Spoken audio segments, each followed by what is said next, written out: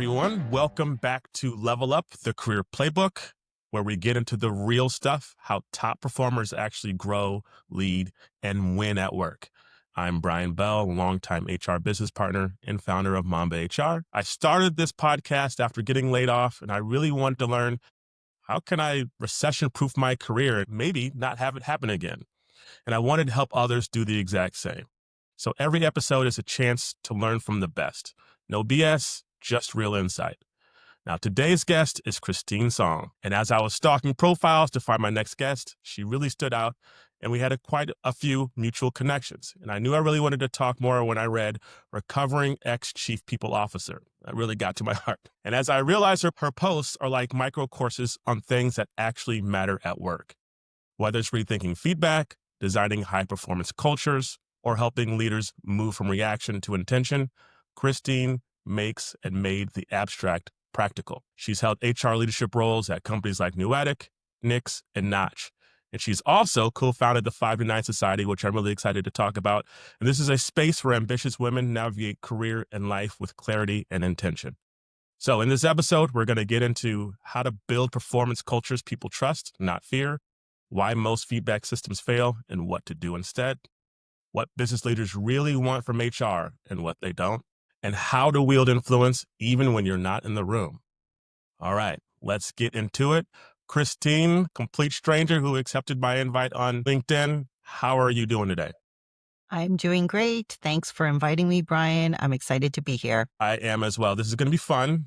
You've had some really good leadership roles. And like I said, when I was stalking, it was like, I don't know how we're not connected, but now we are. All right. So let me walk you through how the podcast goes. It's called Level Up, sponsored by a company. I'm not sure what I'm trying to found here at MambaHR, but I used MambaHR, the name based off of Kobe Bryant. And he had this relentless pursuit of perfection and falling in love with the craft and falling in love with the day-to-day. And so this has a sports-related theme. And so for each of the segments, it'll be sports-related. So our first segment is the pregame. We're going to talk about your early influences, your career foundations, and just start from the beginning. So the question I ask everybody is, who is Christine in your own words? Tell me more about you. I would describe Christine as an HR leader that always wore the CEO hat. And I know you don't hear that often, but I think my view of operating in HR was really very similar to the purview of what a CEO does when they're in the role. And I think that's what made me very different compared to other HR leaders. It wasn't focused strategically and specifically only in HR. I think HR touches on all areas of a business holistically. The only other role that does that is the CEO's role. And so I think it's very similar in how we operated. And that's why the CEO and founder was always my closest partner, and we almost ran the business like as if we were co-founders. When you think about, and that's a very good point, that we do touch every part of it. When you think about operating like a CEO, was that your mindset? Was that what the CEOs expected of you?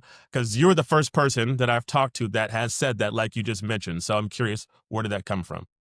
I didn't recognize it at the time that that's how I actually operated, but throughout the years and throughout my roles, I realized that when I come into an organization, it's a big decision for me to join a company. I really do my due diligence and check out the background of the CEO because they are the main decision maker.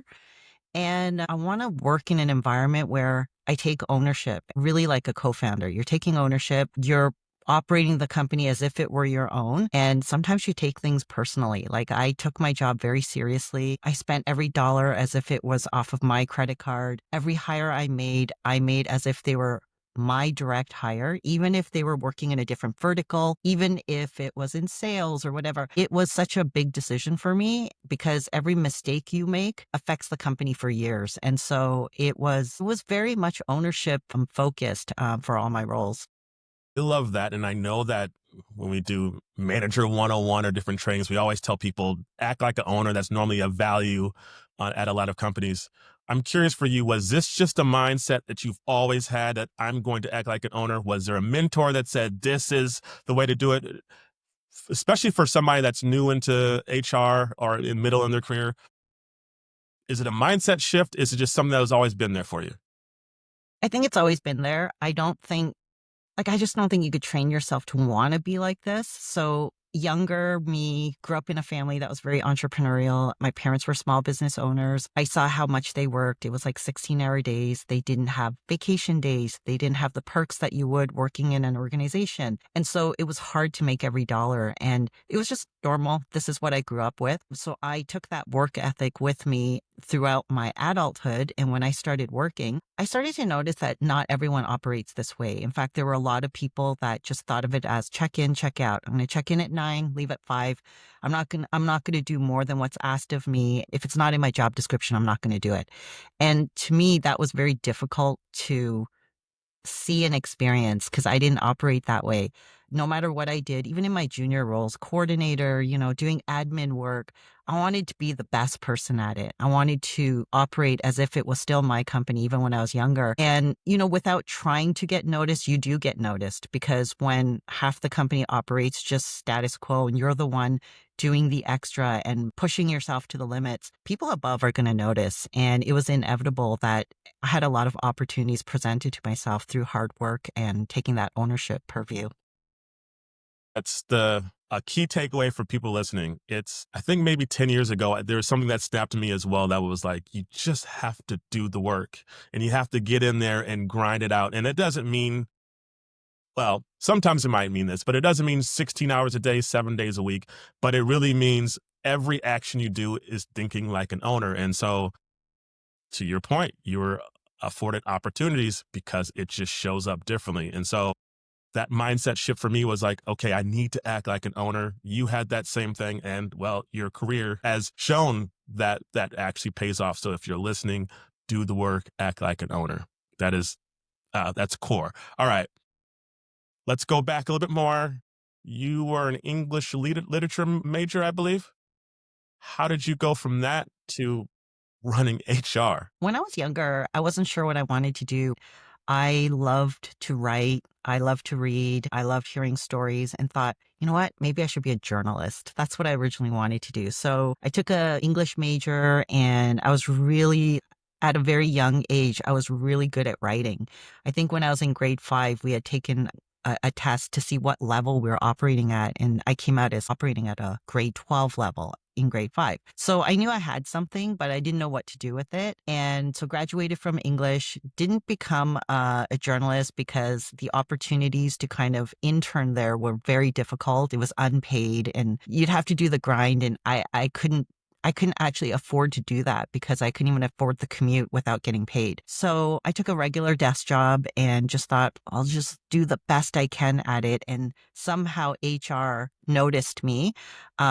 They were working in the office next to me and they said, "Hey, did you ever want to consider getting into HR? You should come test us out a little bit, do some work on the side, see if you like it." And I was like, okay, 20-something-year-old me. And I actually really enjoyed it. There was a key component of HR where you knew the news first before it got out in the rest of the company. So you had a lot of access to confidential information. To me, I thought that was really exciting because you have this special knowledge that no one else knows close to your soul. And then you're going to work really hard to execute on the things you need to do. And I found that really exciting. There was this other part of HR that people didn't see. And so from there, I feel like my background having an English literature major helped me because communication is a key part of HR.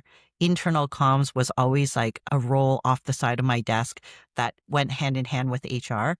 The way you communicate to leaders, the way you communicate to your employees at town hall, and the way you communicate externally to represent the company all mattered. And so it fit really well into my career. And for all those people who think like you only get successful if you take, STEM at school, I don't believe that. I think communication is so critical. Every single one of us should be strong communicators. If you can communicate really well, you'll be able to sell things really well. You can sell yourself into opportunities. And when you happen to be stuck in an elevator talking to your chairman, you're going to probably say the right things because you can hold, a great conversation with them. So it helped me a lot in my career.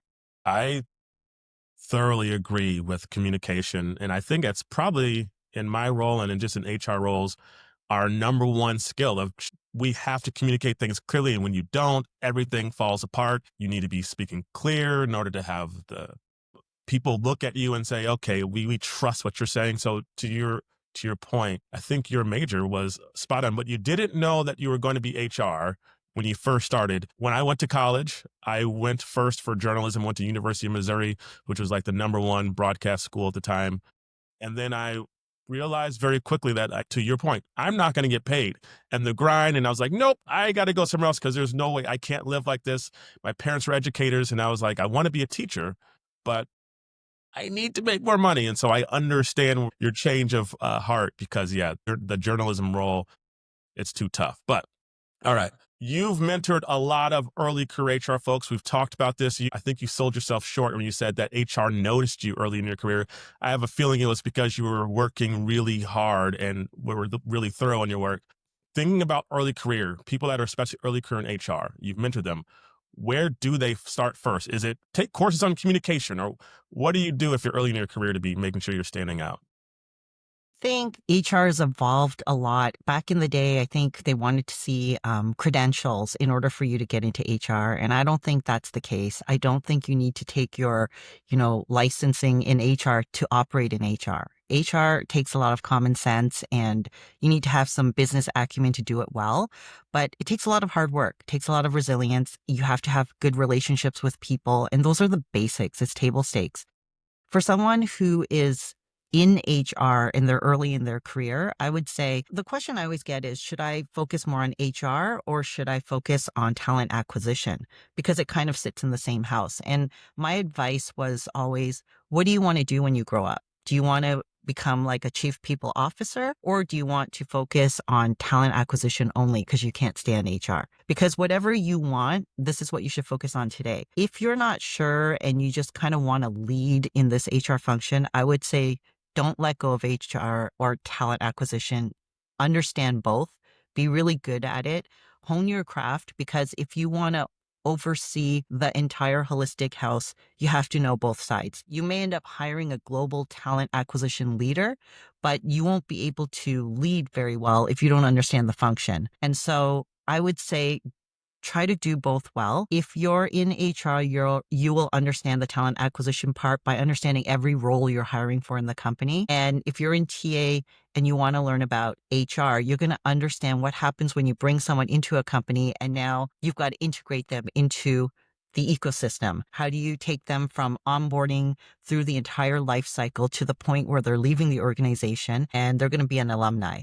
Like, you want to understand the whole process. So I would say understand TA and HR, and then maybe later on in mid-career, you can branch off and focus on the area that you're interested in. So I've always told a lot of people, I have a lot of people that reach out to me, wanted me to mentor them. I'm like, I want to be an HR business partner. And they don't quite know what that means. I didn't know what it meant until I had a really good mentor of mine walk me through what that looks like.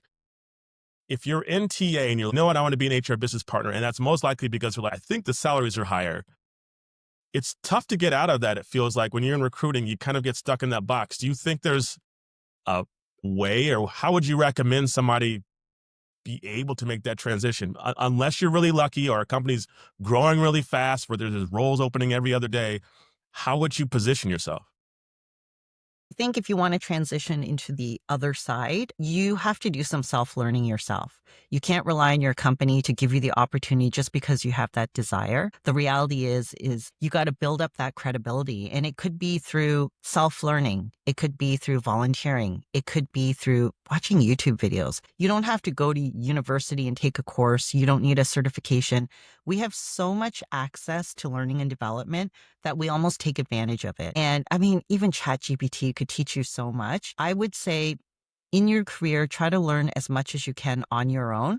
And whatever your manager or, your organization doesn't teach you, go learn it yourself. This is a free country. We have time to develop ourselves rather than sitting on TikTok or scrolling. We have an opportunity to really broaden our skills. The access is all free. You could take like Stanford courses for free these days. You can't give an excuse for why you can't learn something. And once you've kind of had some knowledge and you're able to speak to how this role operates, you're going to get those opportunities. Put up your hand, volunteer if you have to, but share that you're interested. And when that opportunity comes up, they may tap your shoulder. When I had employees tell me, look, I'm in marketing, but I want to get into sales. This is what I'm doing on my part time. If there's any opportunity to help out in a project, could you please think of me? And I did. I thought about them a lot. And when that first opportunity came up, I would tell our sales leader, hey, I think I know someone who can help you out with this, because there's always a fair amount of work on everyone's plate. And if someone's volunteering and saying, I want to learn, you're going to be chosen. Two-part question around that. If you're going to go out and teach yourself or learn, are there specific subjects you would recommend? I mean, it's learning about business, but that seems like a big word. Do I just type in HR or in ChatGPT or Google? Is it organizational design? Where do you think people should start? And the second part, maybe you can answer it together, is where are you going? You said ChatGPT, I think, but are there specific books? Do you have favorites, forums? Where would people go? Yeah, I would say, what part of your learning do you desire to learn? So let's say you want to understand compensation. It's a niche. You can't just like pick it up. You can't just pick up the knowledge. You do actually need to understand how to do compensation models. You have to understand how to do it properly and look at survey data. I would ask people who are experts in the field and say, hey, what do you recommend in books? Is there a course that you've taken? Is there someone that teaches this really well on YouTube that you would recommend? The amount of recommendations I've gotten on LinkedIn, it's free. People are willing to share their knowledge. People are more generous than people think. And I've also had a lot of younger HR folks who want to understand, what is it like to actually work in HR? I'm kind of thinking about moving into that industry. Do you have any books that you could recommend? I do have my favorites, and I would recommend it to them. And I would say, this is what I wish I could have read when I first started in HR. And it's going to be a very generalist view of some of the key areas of HR that you should understand. What book is that? Um, it is, it's written by Lars Schmidt. I'll get you the book after. I'm just being Um, selfish right now. I just want to. yeah, no, I have the book, and it's the one that I recommend all the time. Lars Schmidt is amazing. He's very progressive HR, but that's what the whole book is about. And it gives you chapters of, in general, what is HR about, but like in a very progressive view, something like Reinvented HR or something. I'll get the title for you though. Yeah. I was basically an HR generalist, and I had a really great leader that came and showed me a lot. Literally sat down with Radford and walked me through job codes, and this is what this role this does. And I had no idea that there was an HR business partner role. Had no idea what they did, and so for me, the mentor was the most instrumental. I wouldn't have even known to look for, let's say, compensation. And so if you're especially new starting out or even middle in your career, obviously, if you can, find somebody that can help walk you through that, because sometimes you don't even know what to ask. And to your point and to your credit, people do want to help, because I reached out to you as a complete stranger and you're absolutely, let's talk.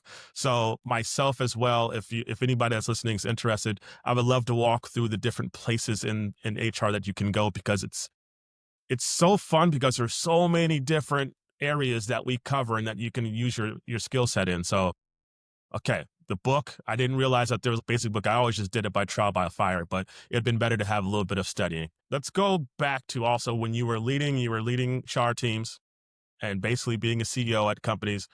What did your day look like? And I'm really curious about this one, because when you have so many things to do, so many different initiatives and programs and projects and people and fires to put out, what did your day look like when you're leading HR, and how did you juggle all of that? Yeah, that's a great question. I think your day is led by how the company is operated, and it's really going to define what normal looks like. And so for me, I've really had a lot of experience working in a lot of fast-paced, venture-backed, smaller companies that are scaling really fast. And in those environments, you're probably putting out fires all day. And I'll be honest with you, that's not fun. It's not fun for me. It's not fun for my team. And it's not fun for the culture that you're trying to build. And so what I typically do is, you get a big funding raise, and then the company's like, okay, we got to go, we got to build, we've got to like hire, we've got to do all these things. Have a plan and start creating the systems to build out those plans as quickly as possible. Because if you're still operating as if you're a 30-person company and you're well on your way to becoming 150, 300, you are going to have high friction. You're going to be working in defense versus offense, and it's going to really feel like you're a IT help desk. You're just taking in like problems all day and trying to solve them. You couldn't have an HR team large enough to be able to do that. I wanted to interrupt because what does your planning actually look like? Are you sitting with the team, you're whiteboarding? Walk me through your thought process of how you can successfully navigate, especially moving at scale. Yeah, first I'll sit with my team and we'll kind of think about the big problems that we're facing. Where is the friction? Where do we need to fix things so that we can move even faster and that we could support the company that we're in? And we know what the problems are. We've identified that it's the systems haven't been updated. The processes are still manual. When we were just a two-person team, we're operating as if, we have the bandwidth to support 100 people when really we can't. Like, we've got to figure things out really quickly. And so you tackle the biggest problems, the biggest headaches, and you try to kind of like chat GPT, this whole AI world where everyone's trying to automate things now and you're trying to relearn how to move forward in this new tomorrow. It's the same thing. You've got to unlearn how you've done things in the past and relearn how to operate in this new model. And so the systems thinking requires you to create those plans. Is it new HR tech stack? Is it a new role where you need to hire so that you can move even faster? Is it the systems that you're using? Are the processes outdated? Is it culturally, are we operating in a way that worked for us when we were smaller? 20 of us in a room and we didn't have to communicate things as easily as today when we're 200 people. There's a lot of friction there. So it's culturally, how are you going to share with the company that this is how we need to evolve so that all of us can move faster? And it kind of starts from the top. If the founder and CEO and the executive team doesn't think it's a problem, they're going to continue to operate the way we always have. And that's a very dangerous precedent to have. That's where I really need to work with the executive team and the founder so that we're all on the same page. And that's why it's really important for an HR person to have that business acumen to speak the language at the table so that we're all working together in sync. Yeah. A very specific question I've always wanted to ask, and I just never had the cojones to. But in your world where you've had to lead so much change and so much scale, and you're literally at the top, what how much time were you spending? Is it a 10-hour days, 12-hour days? You mentioned before your parents are working 16-hour days. I know it depends on where you're at and what you're doing, but I'm just wondering, some people think like I should be able to do within a 6, 7-hour, 8-hour day. Is that real? Did you find yourself having to really put in a ton of time and work yourself to death? What's reality for someone that's going to be successful, especially at your level?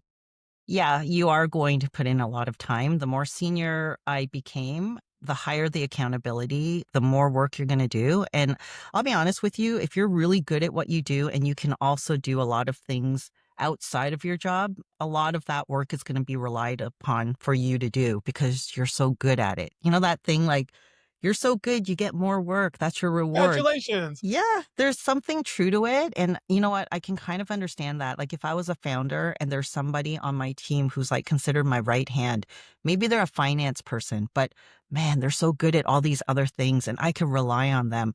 I'll probably lean on them more. I will reward them more too. Like, you should not be taking that much work and then not being rewarded for it. I think my reward was the trust meter. I had high trust with the founder and all the executives. I also got more opportunities, and that allowed me to learn and grow even faster.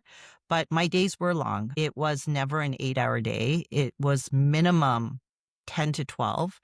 It was normal to have 16-hour days for sure. There were times where I worked anywhere between minimum 70 hours to as much as 100 hours a week. And it's working 7 days a week sometimes. Now, you don't want that to be the norm because you will get sick and burned out, and been there too. But this is why systems thinking is so important. You've got to automate things. You've got to make sure that you're not managing fires every day. You got to be able to predict the future. You've got to see pattern recognition. You've got to be on the offense, and you can do that. You can do it with a lean team. You just have to understand what you want, what you desire. I don't want to work 100 hours every week. Right.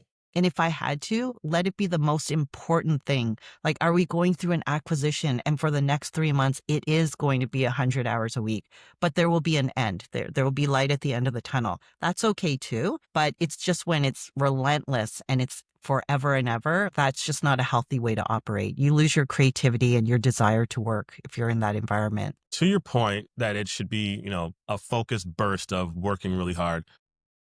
I think though, from your case, doing the work, it paid off. And would you say it was worth it looking back on it? Like the amount of weekends or nights that you had to put in? If you look back on your career so far, was it worth it? When we were making big strides to do something really important and we knew it would move the needle, it was worth it. I learned so much. The first time I did an acquisition, I was like, wow, that was really hard, but now I could do it again. I did three after that, one after the other, and it was almost easy after. The thing I never got used to is when you're working hard for the sake of working hard. When you're trying to prove that you're in this high growth company and we all have to put in 100 hours a week, but you're doing stupid things. Yeah. You're just showing that you're working hard, but it's not moving the needle. It's not generating more revenue. It's not helping the company to grow in a healthy way. You're just working hard to prove that you're glorifying that grind. That to me is not sexy. It's not smart either. We're smart enough to be able to scale things, because if you can't, your company will just be working hard, burning out people, but your company's not going to get farther. How do you stay grounded in all that then? I am a truth teller. I will speak the truth and really get people to realize what we need to do, what the most important things are. I have a strong business mind and I do want to succeed. But at the same time, you also realize you are working with people. We're not working with machines. And let's face it, even machines have to turn off at night or they burn out. So it's like you have to have some level of reasonability. Like you have to understand where you can push and where it's gratifying. You challenge people, you get them to do things that they didn't think they could do. And it's such a beautiful thing because they come out of it and they're like, holy smokes, I've learned so much. I'm ready for a bigger challenge. But when you're pushing people to the brink of death, and they're not even rolling out great work anymore, you've not done anything rewarding for the company or for yourself. That's not something to celebrate. So I love to speak the truth, be very direct and honest. I'm not at all rude. I'm not toxic in any way, but there is some level of truth that the leadership team has to understand. The founder has to understand. The CEO has to understand. And I'm not afraid to say it. I mean, if we're not on the same page, then I'm not at the right company either. So I think either way, the truth always will prevail. Okay. I love that. Being brutally honest and being real with what's going on the ground. Okay. Let's move to the next segment. This is the power up. Let's talk about skill building and building some more career momentum. Especially, we were just talking about burning out. And so I want to think through that. What practices or principles helped you stay strategic when it was going, just everything was chaotic and you had to be tactical and there was just those actions? What did you do to make sure you were staying strategic throughout it? I think you have to always focus on what the end goal is and work your way to get there. And the best way to do that is, like they always say, like, if you want to go fast, go alone. Individual contributors can go as fast as they want. But if you want to go far, you have to go with the team. And with the team, there has to be strong motivation, strong communication. You've got to tell them why we're doing this. You've got to really bring them back to like the core values of what's important to this company. We need to be all aligned.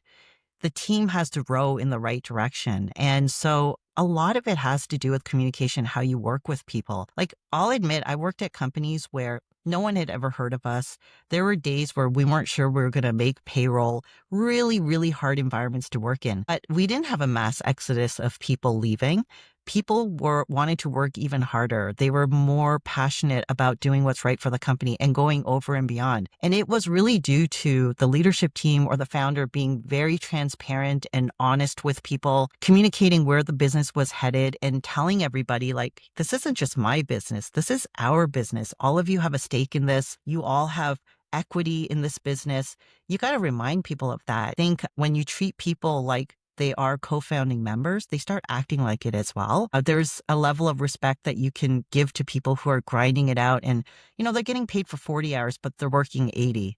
You do have to give them some level of respect for that. And I've never really forgotten about that. People always make fun of HR and say, oh, you're in a really fluffy role and you're all about culture and you're making plans for the pizza party. That's not true. If you really think about the most strategic role in a company, it's about the people. The people are the ones that are designing the services, building the products, handling the customers.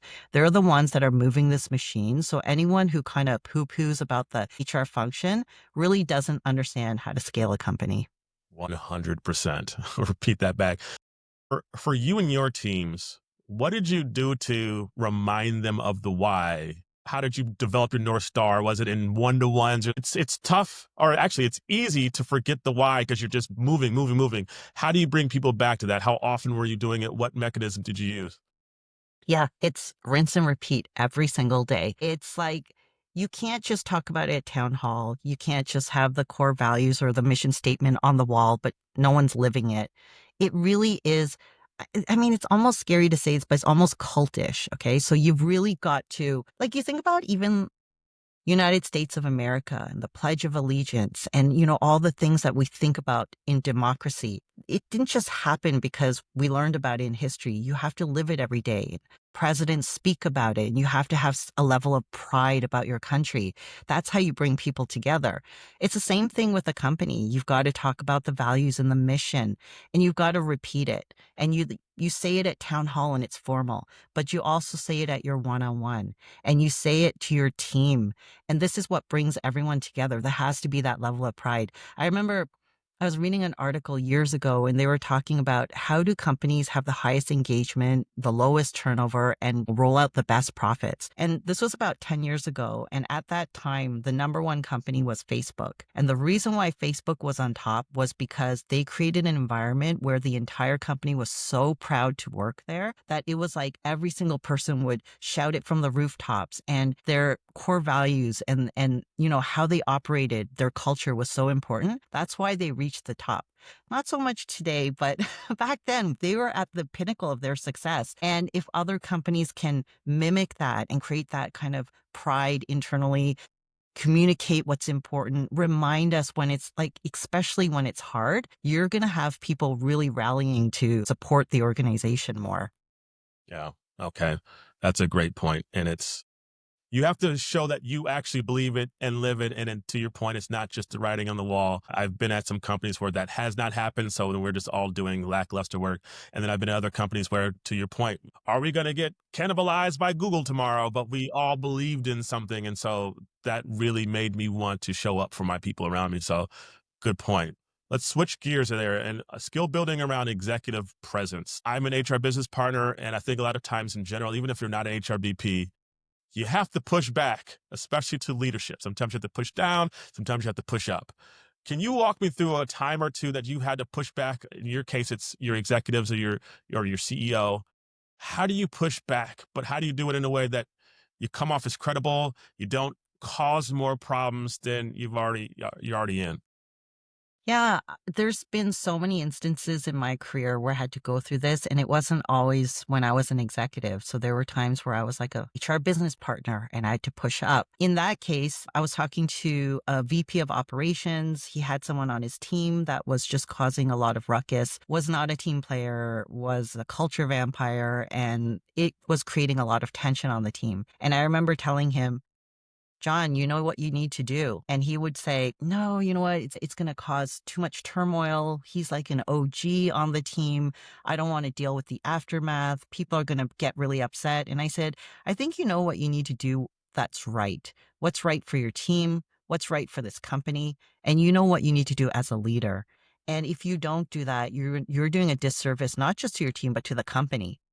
And I think he really thought about that. I was not disrespectful in any way. I was not forcing him to do it, but I was really challenging him to step up as a leader. And at the end, he did do the right thing. It wasn't easy. I had to coach him on how to do it, but he did it. And I think this is an example of how those kind of difficult situations allows you to grow. You start building up that resilience and learning to do something you've never done before. It takes a lot of courage. The level that I'm at today, at the CHRO level, you're typically pushing back to the founder, the CEO, which is hard. They're essentially your boss. They employ you. They can fire you, but you can't fire them. So you've got to figure out, how do I manage this relationship? And to me, it's always been that I'm going to choose my CEO wisely because I am going to be direct. I am going to be honest and I'm not going to sugarcoat the truth. And so if I even see a hesitation in a CEO where I know they can't take feedback and they're not going to be courageous, I know it's not going to work out. And that's not because I'm a mean HR person and I have disrespect for the CEO. It's we got to be able to riff together. He's also got to be able to say to me, Christine, that was ridiculous. Why did you say that? I can handle the truth. It's okay. It's not going to break me. But I need strong people around me, and the strongest person has to be the CEO. There's been times where I've had to push back to the board. And, this is where my communication skills came into play, where I will really get them to understand where I'm coming from, why we need to make this decision, and why I'm disagreeing with them. And I'll be honest with you, I've never had a board member say, nope, you're still wrong. I have been able to convince them of why we need to do a certain thing. It's that communication skill that you've got to hone really well the more senior that you become. I'm curious around that. Generally, when we're in HR, we're the ones that help coach others into giving tough feedback or pushing back. And we do the role playing to get somebody to be ready for that. Who are you role playing with, or is it just you knowing how to do it because you had communication experience? I'm just curious as to, for me or others in a middle to senior level role, how do we hone that push back ability skill? Yeah, that's a great question. I think a bit of my communication skills helped me to refine my message so it's not so spiky. But it's also frustration. We all know this. You work in a company, there's some stupid process or you're doing something that doesn't make a lot of sense, but you either try to fix it and you try to resolve it and change it with management, or you hold your breath, you continue to do it, and this grinds away at you at work every single day. So if I think of being an owner at a company, I'm going to fix the areas that need fixing. I'm going to get rid of the friction. I'm going to get rid of the extra work that we need to do so that we can automate things. And this is where it's worth it to try to go up to management and try to get those changes made. And, you've got to convince them this is working on your negotiation skills. How is it going to impact our performance? Is this going to allow us to save more money? Will this allow our teams to move faster? Will this increase our velocity? Then we should do it. And worst comes to worst, I'll put up my hand and say, I'll do the work. In fact, I'll be the first one to step in and do this. I'll do it off the side of my desk, but this will help the team. And again, in some ways, that also helps you to get moved up because the reality is leaders aren't sitting in an ivory tower just strategically making decisions. This is what people think. It's the leaders that are fixing all the problems. The CEO is thinking about the stuff that nobody else wants to do. The CHRO is thinking about the big problems while the team is doing their day to day. The CHRO is thinking about the big problems that we need to fix and the strategy that we're going to do to fix it. So it's a tough gig, but if you want to make your life easier in that role, you want to get all the problems out of the way, and it helps to be honest and direct about it so that you can make the changes happen. Getting more detailed on that one, because I'm curious, once again, for myself, I'm being very selfish here. I have to do a lot of executive summaries, one pagers, decks that nobody will ever end up reading, right? Let's just be I clear. know. In your world, were you doing those, or was it really and I run this, what a kid that I'm mentoring, it was like, feels like busy work. And I was like, it is, but you have to do it in order to establish the trust. At your level, were you still doing all this write ups, or did you build the relationships where you could just say, CEO, this thing is happening. This is what I expect about it. How did you structure it so you could be successful after the conversation? Was it a write up plus a conversation, or was it really just most of the time verbal, on the phone or whatever? It really depends. I think it depends on the personality of the CEO and sort of the culture that you work in. If the CEO actually wants to read it and it's really going to help them to understand how you're operating, they really appreciate that memo, the executive summary, then fine, I will write it because then I'm going to get what I want. I'm giving them the analysis, giving them the summary, and then they're now on the same page with me. As CHRO, you were doing that as well? Mhm. Okay. Yep. If it mattered, if it was actually going to move the dial. But if the CEO isn't reading it, if the executives aren't reading it, if no one really cares, but everyone's afraid to say it, I will say it. Are we just doing busy work? No one's reading this. we're spending more time drafting out these memos than actually doing the work that will get us more revenue, get us more customers. And so it really depends. I did work in some companies where the CEO loved it and he would read it, and the executives read it too. We were in an environment where we were in a more mature organization. We had the time and the bandwidth to do it, and we had the resources. Now, if you're in a scrappy startup, you have a lean team, you've got piles of work to do, but you're spending your time doing these memos that no one's reading, that is just hogwash. We should not be doing it. And that is a travesty for the company. And I'm sorry, but I'll be the first one to say it because I'm not going to draft something that no one's going to read. I want to get there, but I'm also like, I have kids to feed in a mortgage, so I'm just Find the right environment, Brian. Find the right place for you. Maybe there are some people that enjoy doing that stuff. I know Amazon has a big culture about memos and writing, but you know what? Amazon is a 30-year-old company with thousands of people and they have the bandwidth to do it. Probably not at a 200-person company where every person is like operating where they've got way too much on their plate. right. That's fair. Okay. We talked about the CEO. Let's talk about the CFO.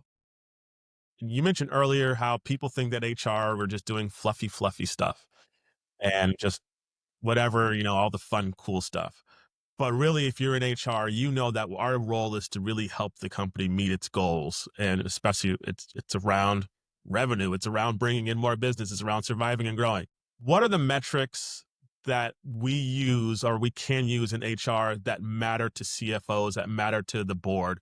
What metrics were you looking for to make it matter, especially around like say performance, engagement? How do we make sure we're talking to the CFO in a language that they care about to get our things across the board? Yeah, I'll be honest with you, CEOs, CFOs, and even executives don't care about a lot of the metrics that we think are important. They really don't. And sometimes boards don't know either. They think time to fill is an important metric. It really isn't. It's very tactical. It's looking in hindsight. The reality is the metrics that you want to present are the ones that are going to make the biggest impact. The one that I always thought about was how long does it take for a new hire to get to productivity? So let's say you have big audacious goals in sales and you need to hire 30 account executives. If we hired this cohort and they went into this boot camp, how long is this boot camp need to be to get them productive? When are we going to start getting them on demos? When is it going to convert to sales? Those metrics are actually going to affect sales. They're going to affect what the CFO is interested in and the CEO. And I would focus on those type of metrics. You can still do the HR KPIs and the metrics for your team performance, but the ones that you share with the board, with the leadership team, with the CEO and the CFO should really be focused on the business. I also think about when you get that big raise, Series C, D, typically what people want to do is, I need more headcount. I need to hire more people. And what I've seen is most of the time when companies grow, they slow down and revenue doesn't actually get better. So I do like to look at headcount growth versus revenue. You want to make sure that you're looking at the right metrics and the company's growing at a rate that makes sense, or you're going to go fast into your burn rate. You aren't going to get any better. So I would say look at metrics that focus on the business. And then, there is something to be said about performance. Look at how people are performing. Who are you losing in the organization? Don't just look at turnover. Are you losing the best players? Like regrettable turnover.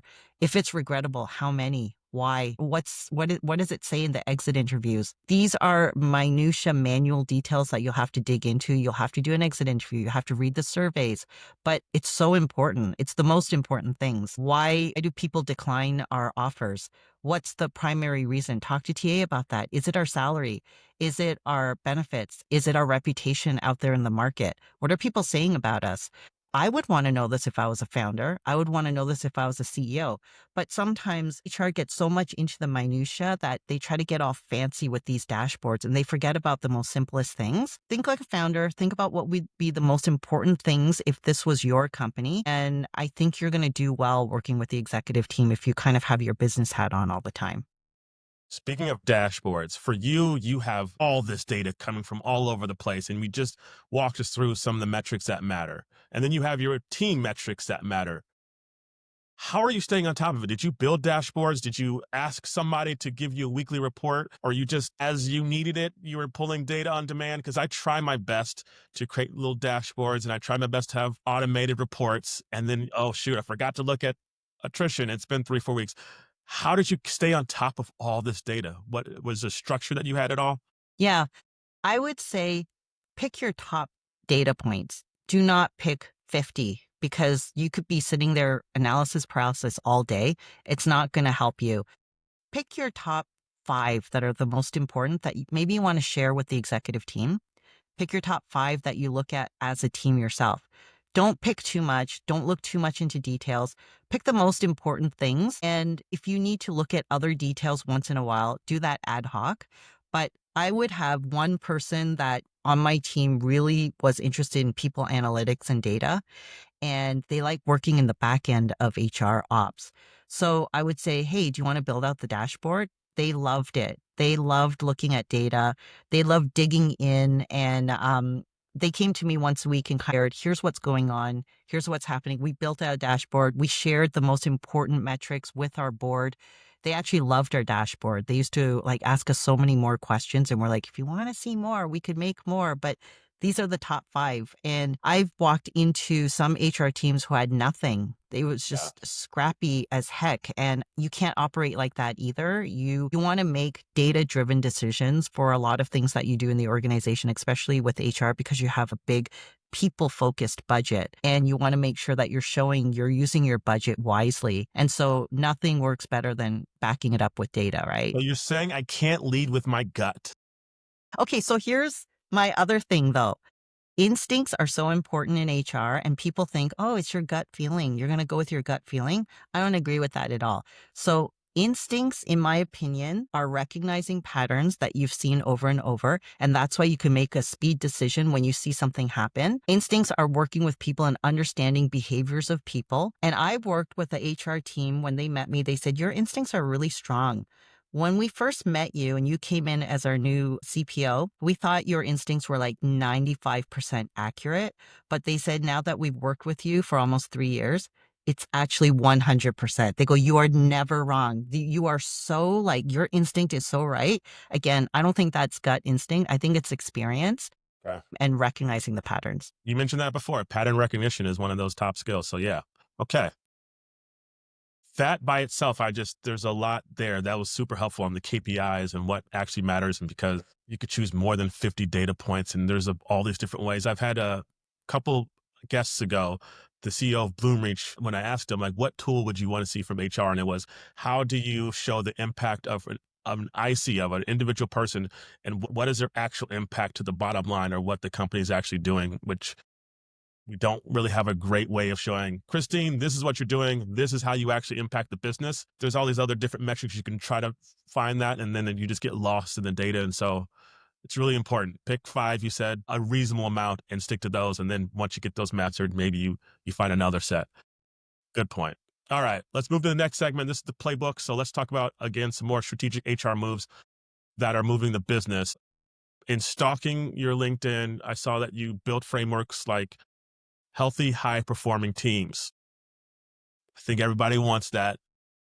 What was your framework about, and how did you get buy-in for people to actually do it? Because all the words sound great, but if you get everybody to roll in that same direction, like you mentioned, then that's when the magic's happening. So walk me Yeah. through that.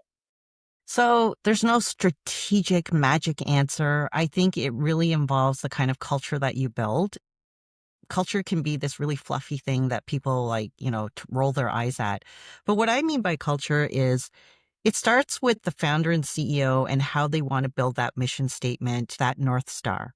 And then it trickles down to the executive team, the top leaders in the organization. They've got to also follow that model.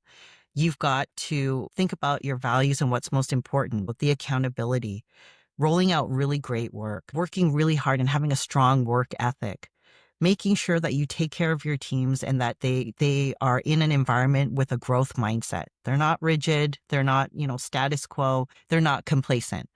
When you have all of those beautiful things and it's about behaviors, you can create an amazing environment that focuses on high performance. You can't create a high performance environment by just telling people to work hard and we want high performance. You got to show what that looks like. So typically when I would hire executive leaders to lead a function, I would really seek people not just by their beautiful resume and where they worked. I want to get into their psyche. How do they operate? What does great look like? Because everyone can do good work, but only a few leaders can do great work. And I'm a strong believer that great leaders will create future great leaders because status quo they don't know what that means. They are so adamant, passionate about creating that kind of environment and rolling out really great work. And you need great people to do that. And I think most importantly, you've got to have leaders that are hands on. And I don't mean micromanaging. Hands on meaning they're still involved in the work. They're asking the questions that really matter. They're digging in. They're not just going, tell me the status of this thing. It's how did it happen? Where are we at? What's working this week?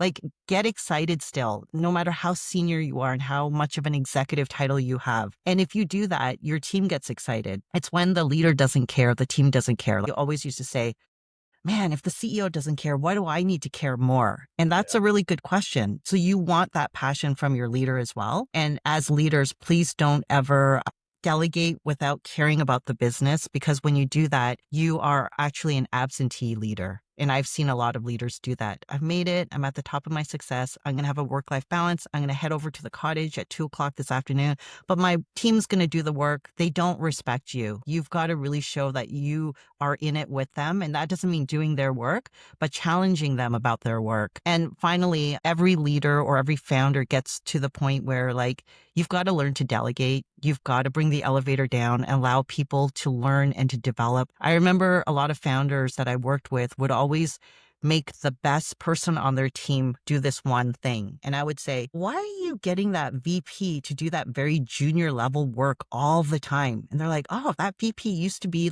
a coordinator and they moved up, but they do this thing so well. You know what? If I shine tires for 40 years, I would be really good at it too. But the reality is someone else has to learn that skill and allow the elevator go down, teach the skills. We're going to all elevate and get better and better. And so there is this art to delegation that founders and leaders have to kind of give into and have a great training program. Show them what great performance looks like and how to develop into someone really great, because everyone wants to grow. It's not all about having a great salary when you join a company.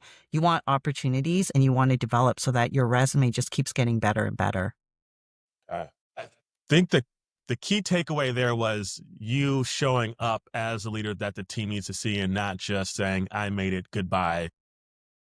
Do Yeah, it. or work harder, but I'm not going to show you how to get better doing that. It's just hands-off leadership. It's a poison. You will destroy your company that way. So you're saying as you move up in the world, it doesn't get easier because you can just delegate and throw all your work and you can take off.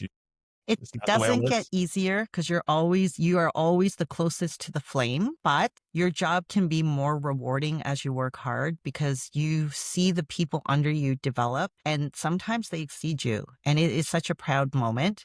When you see people under you take on bigger, greater opportunities, sometimes they will leave your company to take on something bigger. It should actually be a moment of pride because you helped them to get there. If none of your people are ever leaving and no one's getting any better, you also have to look in the mirror and go, why is that, right? You also mentioned the good to great piece that I always ask this question. You've been in the hyper growth. What are the patterns that you've seen in the best teams? What were the behaviors of, we know good, but I want to talk about great. What have you seen that really shows up in those teams, the best teams, the great teams? The great teams communicated so well. They did things on behalf of the company. It was not something that was self-serving. It was not to create their own army. It was not to showcase, hey, look what we did. They did what was right for the company. And sometimes it meant that you had to sacrifice something on your team because this was what was right for the company. I remember I worked with many founder CEOs and they used to say, oh, but Christine, if I have to do that thing, it's so hard. I don't think I could do it. And I said, okay, well, don't think about yourself. What do you think would be the right thing to do for the company? I want you to think about that and then come back to me tomorrow. And it always was, I got to do that thing because it's the right thing to do for the company. And this is where it's so hard, but don't think of it in a personal sense. Your greatest honor is doing what's right for the company. When you do what's right for the the tide rises all boats. And so it's early stage managers always want to do what's right for them and they want to show, hey, I'm the hero. But people who have kind of done their tour of duty understand the sacrifice and they know that when they're doing what's right for the company, the whole company wins. Everyone sees you as the hero doing what's right for the company. So it's just get rid of that ego and operate as if the company is your baby and you're going to do the right thing then. But it's not an easy thing to do. So you have a team full of true owners. I guess it's operating unselfishly because you're not doing what makes you look best. And that just is a flywheel for the best performance when they're truly thinking about what's best for the whole org versus themselves. Yeah, because there have been companies where it was sexy to compete with one another. So they will throw you under the bus and they will do whatever it takes to get that budget, to get what the highlight in front of the CEO. But the reality is, you got to find a really good balance. You work really hard. You want your team to do really well. But at the same time, you're always thinking about what's right for the company. It's also a disservice if you do everything that people ask for and you never get anything done because you're just the yes man that wants to make everybody happy. That's not sensible either. There has to be a balance. But I've worked in companies where it was very competitive. And when new employees came in, like I remember a project manager said to me, it's a really strange culture here. And I said, oh, why? And she said, because it looks like everyone will do whatever it takes to win, but as individuals. And she goes, I came from a company where the team did what they needed to do to win as a team. And she said, it looks like this culture is very different. And I was also at that company for a very short period of time, and I knew exactly what she was talking about. The CEO personas were very different as well. And I think Yeah. it's because one CEO very much thought of it as we're all doing what's right for the company. We are one team together. And this other CEO operated like competition. You know, you want to win. You want to show them that you're the warrior. And it was like everyone was just trying to get on top of the other. And it was not a pleasant place to be. I wasn't there for long. I'm not going to ask who that is, but Don't ask. if you're listening, just play. All right, we are already at an hour, and I'm going to skip an entire segment because I want to wrap up. And this has been amazing. There's just so many jewels here. Last segment is the 2-minute drill, just a rapid fire, one quick question, quick answer, and then I want to make sure I give you opportunity to talk about what you're working on and how we can contact you. What is one HR buzzword that you would happily like to retire forever? Engagement. I want to ask why. I'll let it go because I agree with you there. What's one thing HR folks should do this week, this upcoming week, to build trust with their business? Learn one thing outside of HR, whether it's sales, marketing, product, service, but it's not HR. That's a good one. Most underused superpower in HR. Most underused power in HR, I would say people analytics. I don't think people dive deep enough into analytics. I think people analytics actually became really hot a few years ago, but before that, it was just dumb KPIs and people thought that was analytics. Isn't You that what can Noetic's doing? Noetic has great. I don't actually work there. I'm a founding member, so I was an early member of their CHRO community. But yeah, they focus on people analytics. It's fantastic. The way you can make decisions with that. If you have the budget to have a people analytics person on your team, it is amazing. Yeah. I've become the hero by showing up at data. Even I Yeah. don't have a Noetic, but I go and pull it and people, oh, wait, this changed everything. So that's a Yeah. good. Best career advice you've ever received. Best career advice I ever received was to take risks. And my second one was to trust my instincts. I used to not trust my instincts. And I realize now that I'm more senior that I always should have trusted them. That's a good one. If you could build one HR tool or platform, you've been a founding member. I see that you've done some working on things with AI as well. If you could build, or if you're currently building one HR tool or platform, what would it solve? The one thing I would build is like an AI for career pathing. I feel like there's so many parameters you need to look at for a person's career. You have to look at their skill set, their skill gaps. You need to look at what they've studied in school, what experiences do they have, but what are they interested in the future? It's a lot of manual work for every single employee. And when I join a company, I hear CEOs going, we have to have career pathing for everybody. That's a lot of work and it's a Yeah. lot of a lot of personal decisions that people have, a lot of opinions that they have. So there's no model that really works. You can't just create a beautiful model and say, this is where you would end up and this is what you should do. So I wish there was a way for AI to help career path everyone at the company and see what opportunities are out there and input all the job descriptions and allow people to find their path. And if you built this out in every company has different jobs as well, and they operate in a different way. So it would actually be customized to the person and the company and the culture. You must be reading my mind. I just reached out to an old colleague who's CHRO at another company. Now, I want to build this. Do you think anybody would do it? And now a week later, you're saying this. Maybe we're onto something. That is interesting because I really thought the same thing. So Build it, Brian. I'm coming back to you. Give me a couple months and I might have something for you. I'm being serious. That's Yeah. awesome to hear. Okay, let's talk about you real quick before we close this out. You are just starting 5 to 9 Society. How can we, what is that? Give me your shameless plug about what you're working on now, what you're working on next, how people can find you if that's what you want them to do. Yeah. So me and my business partner, Mandy Gruhl, wanted to build a network based on the kinds of networks that we worked in over the past 10 years. We were in a very sort of like what I would call a secret society. It was high level executives, high performers from certain backgrounds, like really high growth companies, venture backed often or PE backed. And it was a very exclusive society where there was a cone of silence, but we were there to all support one another. It allowed you to get referrals about people and recommendations. You got to understand some secret roles that were never posted. You hear about those roles that never get on job boards, but people get hired somehow. And how did that happen? Because they happen in these networks. And we thought, why don't we just build that society ourselves? What if we were there to support one another and help others?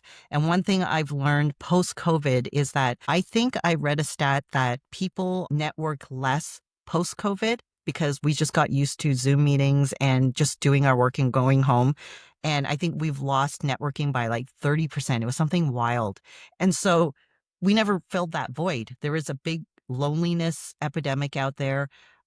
AI and chatbots have taken over the world, but what's going to actually grow businesses in the future, they say that's going to be cutting edge, is real life experiences and networking again, being with real people. So I would love to fill that void. And we launch officially on June 26th. We have a whole waiting list of people waiting to get in. I'm vetting through all these people, but you'll hear about it on LinkedIn. Everyone just follow me and you'll hear all about it. If not me, but if somebody wanted to get on that waiting list, if they follow you on LinkedIn, the directions are there. Is there a website or anything I can get? We have an application link. I'll share it out after the 26th launch. And this is where we're vetting through the right people to come in. And also members can refer members. So if you know someone that gets in, be nice to them. You might be able to get in as well. So I'm already thinking there's people that I would recommend that are just amazing. Yeah. So that sounds amazing because we've never formalized that. And so this is going to be really cool to hear. Whatever you can share, I would love to follow along because that sounds amazing. All right, Christine, I am a complete stranger. I reached out to you just about a week ago and you immediately responded. This has been perfect for me to learn and for others that are in HR to learn. You are just very knowledgeable, very impactful, and I appreciate you. You gave us the blueprint for how do we actually show up and do the things that matter. And you said some of the unspoken things that I think that we needed to hear out loud. And so thank you for that. Thanks, Brian. Like I mentioned, I will have Christine's bio and her link in the description if you want to get in touch with her as well. I will also be sharing out a couple other videos throughout the week. So just let me know if you do want to get in touch with Christine, or you can follow her. Do you have a LinkedIn page, 5 to 9 Society? Or We do. You okay. can follow that too. 5 to 9 Society on LinkedIn, Yeah. correct? Okay, make sure you look for that. I will also have that link in the description. All right, that is our episode of Level Up the Career Playbook. I appreciate you all. Please remember to like and subscribe. That would be very helpful. Otherwise, we will see you next week. All the best and keep going up.